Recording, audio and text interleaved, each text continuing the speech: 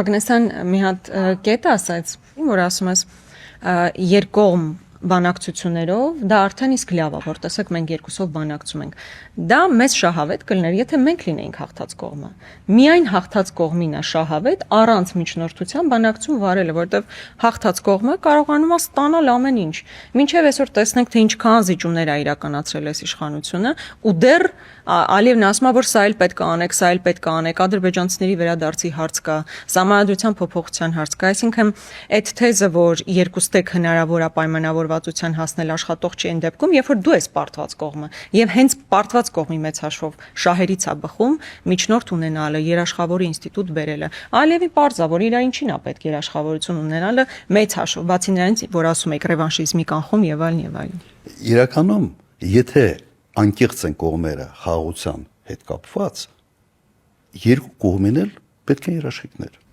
Հա, եթե Ալիևը չի պատրաստվում պատերազմի, ինչի չի ուզում երաշխիք ունենալ։ Իսկ դուք վստահ եք, որ ինքը չի ուզում։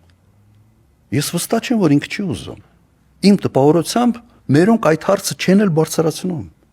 Եթե վաղը Ալիևը համաձայնվի երաշխիքների հետ, ես ունեմ այդ տպավորությունը, որ Նիկոլ Փաշինյանը զանգելու է ասելու է ինչ ես անում։ Պետք չեն այդ երաշխիքները։ Ինչի՞։ Որովհետև իրեն պետք է քարոզչական խաղաղություն, որը կապված է իր անվան հետ, չէ։ Օրինակ, վաղ ստորագրվում է մի փաստաթուղթ խաղաղության պայմանագիր ամբողջական sense երաշխիքային համակարգով։ Հարց առաջանալու է, իսկ Նիկոլ Փաշինյան դու ով ես, դու Ղարաբաղը հանձնողն ես, դու պարտերազմում պարտվողն ես, ու այս խաղաղությունը այնքան ամուր է, որ դու մեզ պետք չես։ Չէ, ինքը դրա պատասխանն էլ ունի, պարոն նախագահ։ Ինքը ասում է այդ խաղաղության փաստաթուղթը որ ստորագրի, ես էլ պետքա լինեմ այդ թուղթը պահողը։ Այ դրա համար եմ ես ասում։ Նկատի ունեմ ինքը շարունակությունն էլ ունի։ Այ դրա համար եմ ես ասում, հայ ժողովրդին պետքա մեկ բան։ Հարատևելի խաղաղություն, որը կախված չի Նիկոլ Փաշինյանի sense քաղաքական հաշվարկների հետ, որը կապված չի Իլհամ Ալիևի տրամադրության հետ, եւ եթե կողմերը կրկնեմ անկեղծ են խաղաղության հետ կապված, երկու կողմն էլ կարիք ունեն երաշխավորված խաղաղությանը։ Մեկը այս պահին այդ խաղաղությունը երաշխավորված ունենալու համար, մյուսը երկարատև առումով վստահ լինելու համար, որ ռևանշիզմի դրսևորումները եւս զսպվելու են։ Հիմա վատ է սա։ Պարոն նախագահ, եթե կարելի է վերադառնանք իմ դիտարկմանը ուղիղ բանակցություններին, այսինքն առանց միջնորդների բանակցելու, այսպես ասած, բանակցելու գիծն են իրանք Կարմիր թելի նման անցկացնում իրենց ամբողջ քաղաքականության մեջ եւ իրականացնում։ Գիտեք, այս հարցը ինչ եմ ուզում քննարկեմ, որովհետեւ դուք էլ Հայր Ալիևի հետ, այսպես ասած, շփման փորձ ունեք, նկատի ունեմ կարող եք նաեւ մեր հասարակության համար կիսվել, թեպետ ասում են, որ հայր եւ որդին շատ տարբեր են իրականում, դուք եք մի քանի անգամ այդ առիթներով խոսել, ձեր նախագահության վերջին տարիներին արդեն նախագահ էր Իլհամ Ալիև, տեսականորեն հիմա ուզում եմ նկարագրել։ Գուցե իսկապես երկու հարևան երկրի համար բոլոր խնդիրները հաշվի առնելով հասկանալի է, որ արյուն է թափվել այս ընթացքում, հազարավոր կյանքեր են խորտակվել, կորսվել, մենք այո Արցախն ենք կորցրել, բայց տեսեք ինչ են մարդկանց մեջ այսպես սերմանում իշխանությունները, ասում են, որ երկու հարևանի համար, երկու դուր դռան վրա հարևանի համար ավելի հեշտ է խոսալը, իրար հասկանալը, քան երբ որ երրորդը գա միջնորդի եւ փորձի ձեզ բարիշացնել, հաշվի առնելով նաեւ որ Ագնես, հավատում եք դրան։ Մարդիկ կան, որ հավատում են, պարոն նախագահ։ Եկեք քննարկենք, որքանով է իրատեսական, նաև հաշվի առնելով ձեր փորձը Հայր Ալիևի հետ շփվելու։ Առհասարակ իրանք ինչպիսին են էլի այդ բանակցային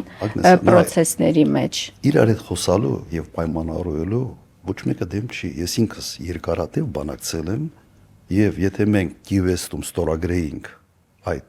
պայմանագիրը կլիներ երկու հոգու մեջ պայմանավորված, բայց հետո լուրջ երաշխիքային համակարգով համարագրված։ Նույն օրինակ ես բերեցի այս Օսլոյի ակորդը, Պաղեստինա եւ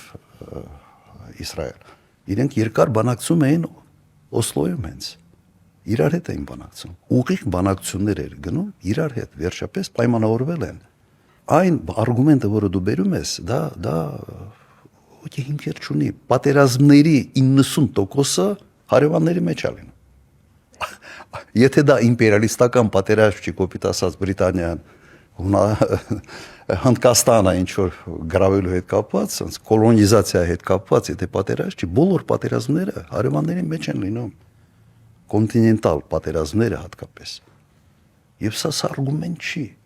Իհարկե լավ է խոսալը։ Քանի պատերազմ եղավ Գերմանիայի ու Ֆրանսիայի միջև։ Գերմանացուց կամ ֆրանսիացուց եւ բրիտանացուց մեջ բոլոր պատերազմներն այդպիսի, բայց երաշխիքային համակարգ հենց դրա համար է, որ դա գործի եւ գործի հարատևելի։ Այդ օրինակը կենսունակ չի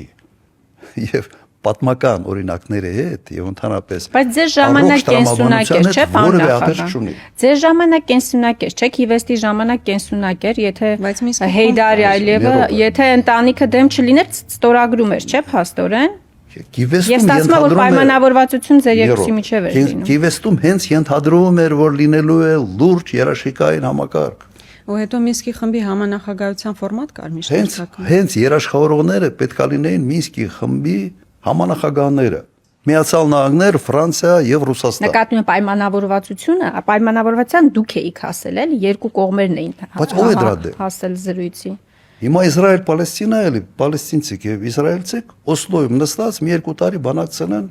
եւ հասել են պայմանավորվածության։ Հենց հասել են պայմանավորվածության, Վաշինգտոնում ստորագրվեց այդ փաստաթուղթը։ Պարոն նախագահ, այստեղ բայց նորից գալիս է այդ հարցը։ Եթե ժամանակին կար Մինսկի խմբի համանախագահության ֆորմատ, որի անդամները հիմա գտնվում են լրիվ տարբեր բևեռներում, նույնիսկ Միացյալ Նահանգներ, Ֆրանսիա, ոչ միանշանակ հարաբերություններ են արդեն Տրամպի օրոք։ Մենք ոնց ենք դա, որ երբ որ վիզուալիզացնում ենք, որ երկրների հետ կարելի է աշխատել, որ բերենք այդ երաշխավորությունը։ Այն որ ինձ թվում է մեր հասարակության բացարձակ մեծամասնությունն է, նույնիսկ իշխանությունները գիտակցում են, որ առանց երաշխիքի հնարավոր չի, այլ բանա, որ իրանք ի վիճակի չեն հասնել երաշխիքների ձեռքբերման։ Մենք ում հետ ենք պատկերացնում, որ կարելի է աշխատել, հունիսի 7-ը անցել է, նոր իշխանություն է ձևավորվում, գնում ենք բանակցությունների, ում հետ մենք կբանակցենք, որպեսզի այդ երաշխիքները ստանանք։ Անա, ես համաձայն չեմ ձևակերպման հետ։ Որ ասում ես հնարավոր չի ստանալ։ Փորձել են, ով է փորձել։ Հա, իրանց մասով պարզ է, որ ոչ էլ փորձել են, ոչ էլ պատկերացնում են։ Երբ որ ընդհանրապես փորձ չեն անում, այն գլխից ասել, որ հնարավոր չի, ես չեմ ընդունում այդ մոտեցումը։ Իմ կենսագրության մեջ այնպիսի հարցերի էին հասնում մեկ-մեկ, որ սկզբից թվում էր ֆանտաստիկայի ժանրից։ Հետևողական աշխատանքով այո կարելի է հասնել։ Եւ այն ժամանակ այդպես չէր, որ Միացյալ Նահանգներ, Ռուսաստան հարաբերությունները ասենց շատ լավ էին։ Հակասություններ միշտ կային։ Այս աստիճան ինձ թվում է ճշնամական չէին։ Հիմա Միացյալ Նահանգներ, Ռուսաստան խոսում են Արկտիկայի մասին։ Եվ ոնց որ լեզու են գտնում իրար հետ եւ գտնելու են այդ լեզուն։ Հնարավոր է թե հնարավոր չի։ Այսինքն եւ Միացյալ Նահանգներին եւ Ռուսաստանի հետ երկուսի հետ էլ հնարավոր աշխատել, իրենց համատեղ բերել մեր դաշտ։ Այո, խոսքը գնում է եւ Միացյալ Նահանգների համար եւ Ռուսաստանի համար մի խնդրի մասին, որը էգզիստենցիալ չի իրենց համար։ Սա մի տեղ է, որտեղ իրենք կարող են համագործակցել։ Սա այն դեպքը չի, որը ասենց վճռորոշ նշանակություն ունի Միացյալ Նահանգների համար, Ռուսաստանի համար ավելի զգայուն թեմա է, բայց Ռուսաստանի որպես պետության, այսպես ասենք, ամենից կարևոր հարցը չի։ Մեզ է թվում, թե սա ամենից կարևոր հարցն է։ Բնավ ոչ։ Դրա համար վստահ եմ, որ կարելի է աշխատել, կարելի է նաև հիմա աշխատել եւ կարելի է իմի բերել այն, ինչի մասին ես խոսում եմ։ Այսինքն, եթե իմի բերենք մեր բանաձևը հակադրելով գործող իշխանության վարած քաղաքականությանը, որը ենթադրում է ամեն ինչ զիջել այնքան որ կանաչ շնչես ուտես խմես, այդ տրամաբանության, դրան հակադրում ենք չզիջել,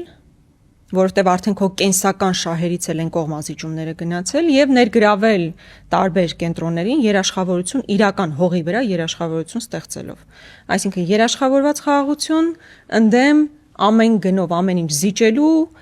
զինադադարի, անկայուն զինադադարի, եթե sense կոնցեպտուալ երկու նժարը դնենք։ Եվ դրա համար եմ ես ասում, որ այստեղ հենց խնդրի էությունը հետևալ է մեջ է, որ Նիկոլ Փաշինյանին կայուն հարատևելի խաղաղություն պետք չի։ Իրեն պետք է քարոզչական խաղաղություն եւ այդ խաղաղության անունը հենց խաղաղությունը ինքը փորձում է կապվել իր անվան հետ։ Հենց պարադոքսալ վիճակը սա է, որ այսօր Նիկոլ Փաշինյանի շահերը, ազնական շահերը, իշխանությունը պահելու շահերը մեծ հակասության մեջ են հայ ժողովրդի եւ Հայաստանի պետականության շահերի հետ։ Ինքը ուզում է իր աթոռը, իր անունը եւ խաղաղությունը ասենց բետոնացվի, կապի իրար։ Մեզ պետք է լրիվ ուրիշ բան եւ հայ ժողովրդին պետք է լրիվ ուրիշ բան։ Հենց իմ ասածը սա է։ Խաղաղություն բառը ամենից շատ կիրառողը թշնամի է այդ խաղաղության գաղափարի։ Դե խաղաղություն բառը ամենաշատ կիրառողի օրոք ամենաշատ պատերազմն ա եղել, ամենաշատ զոհերն են եղել եւ ամենաշատ տարածքային կորուստներն են ունեցել։ Այդ ամենը հասկանում եմ։ Ես նկատի ունեի մենք որպես քաղաքական միավոր ինչ ենք անելու։ Այս արգումենտներով խոսանք ժողովրդի հետ։ Բացատրենք։ Երկու բացատրենք, որ մենք մեր առաջարկը իսկական խաղաղության առաջարկ է, որ այդ խաղաղությունը հակացված է Նիկոլ Փաշինյանի շահերի հետ։ Եվ ինքը չի արել ոչինչ երաշխիքներ ունենալու համար, որ այսպես ապրել, քեֆանել,